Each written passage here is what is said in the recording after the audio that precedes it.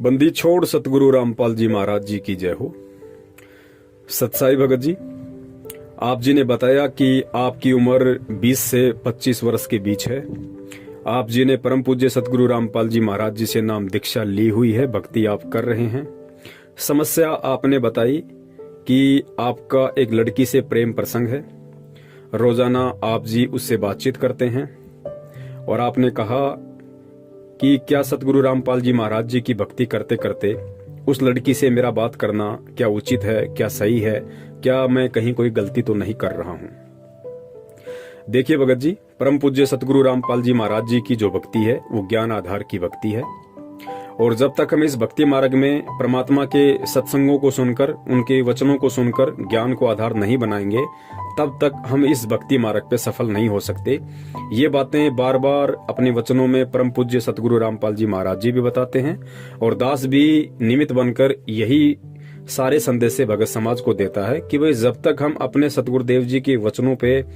अमल नहीं करेंगे, जब तक उनके कहे गए सत्संगों पर हम चिंतन मनन मंथन नहीं करेंगे, अपने दिलो दिमाग में अंतःकरण में उन शब्दों को नहीं बैठाएंगे और परमेश्वर के कहे अनुसार जब तक हम इस भक्ति मार्ग पर चलने की कोशिश नहीं करेंगे, तब तक हम भगत नहीं बन सकते, हम भक्ति मार्ग पर सफल नहीं हो सकते, हम कभी भी परमात्मा की प्राप्ति नहीं कर सकते। उस लड़की से बातचीत करना आपका भगत जी तब तक उचित है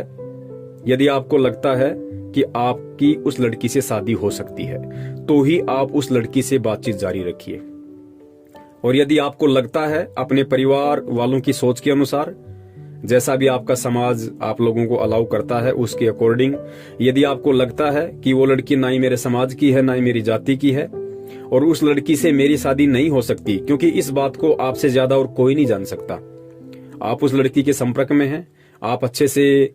उस लड़की के परिवार, उस लड़की के जाति धर्म समाज के विषय से परिचित हैं, आपको अपने विषय में भी अच्छे से पता होगा आप किस जाति, किस समाज और किस धर्म से हैं, जो भी परंपरागत है, और आपको लगता है कि हम दोनों का विवाह कभी नहीं हो सकता, और उसके बाद भी यदि आप उस लड़की से एज ए फियोन्सी बात करते हैं, एज ए प्रेमी का बात करते हैं, तो भगत जी ये बिल्कुल भी उचित नहीं है। इसमें आप दोषी बन रहे हो परमात्मा के, क्योंकि ये छल है, ये धोखा है, ये कपट है। और गुरुदेव ने बताया कि आध्यात्मिक मार्ग में यदि आपके माता पिता भी आपके बाधक बनते हैं तो आप उनका भी कहना मत मानिए, क्योंकि आत्म कल्याण का मार्ग है। हो सकता है आपकी समझ में आ गया हो, आपके माता पिता की समझ में ना आया हो। तो आध्यात्मिक मार्ग में हम कोई भी डिसीजन बिना माता पिता की सहमति के ले सकते हैं, यदि वो सहमत ना हो तो। लेकिन गुरुदेव ने बताया कि जो सामाजिक जो भी कार्य हैं उनमें आप जी अपने माता पिता की अनुमति अवश्य लें, उनकी रजामंदी अवश्य होनी चाहिए, आपको उनसे सलाह अवश्य लेनी चाहिए। तो आप एक बार कोशिश कर सकते हैं अपने माता पिता से ये बात कहकर, और यदि आपके माता पिता इसके लिए राजी होते हैं तो आप उनसे कहिएगा कि आप लड़की वालों के यहाँ जाइए, आप उनसे भी बातचीत कीजिए। आपके माता पिता वहां जाते हैं और यदि वो भी राजी हो जाते हैं तो फिर आप लोगों का सामान्य तरीके से बातचीत करने में कोई दोष नहीं है।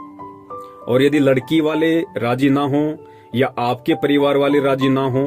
तो जाहिर सी बात है माता पिता के आदेश की अवज्ञा करके आप यदि शादी भी कर लोगे तो ना तो उसको परमात्मा स्वीकार करेगा और आपकी अंतरात्मा भी आपको हमेशा कोसती रहेगी।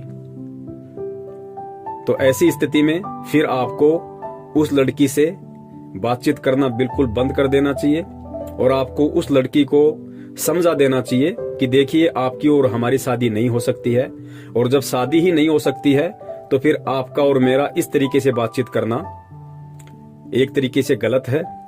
और मेरी आत्मा इसको स्वीकार नहीं करती है, क्योंकि मैंने परम पूज्य सतगुरु रामपाल जी महाराज जी से नाम दीक्षा ले रखी है और मेरे गुरु के ये आदेश हैं। और वैसे भी एक कॉमन सेंस की बात है,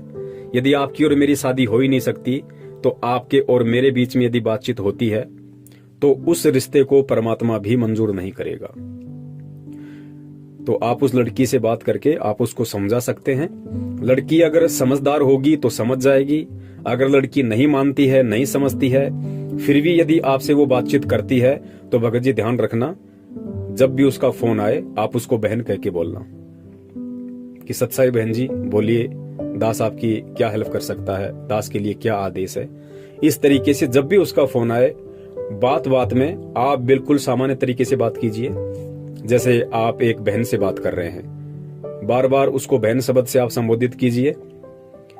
एक या दो बार की बातचीत से या कुछ दिनों की बातचीत से लड़की खुद शर्मिंदा हो जाएगी और स्वयं वो आपसे बातचीत करना बंद कर देगी। तो भगत जी, इस भक्ति मार्ग में छल कपट बिल्कुल भी नहीं चलता है और ना ही ये परमात्मा को पसंद है। यदि आपको लगता है कि आपकी शादी नहीं हो सकती है और फिर भी यदि आप उस लड़की से बातें करते हैं एज ए प्रेमी, तो ये आप कहीं ना कहीं अपने आप को धोखा दे रहे हैं, आप उस परमात्मा को धोखा दे रहे हैं जो इस भक्ति मार्ग में नहीं चलता है भगत जी। तो इन चीजों को आप जी क्लियर कर लीजिए। और यदि आप लोगों की शादी हो सकती है, पक्का है, तो आप सामान्य तरीके से बातचीत कर सकते हैं, उसमें कोई दोष नहीं है। सत साहिब, जय हो बंदी छोड़ की।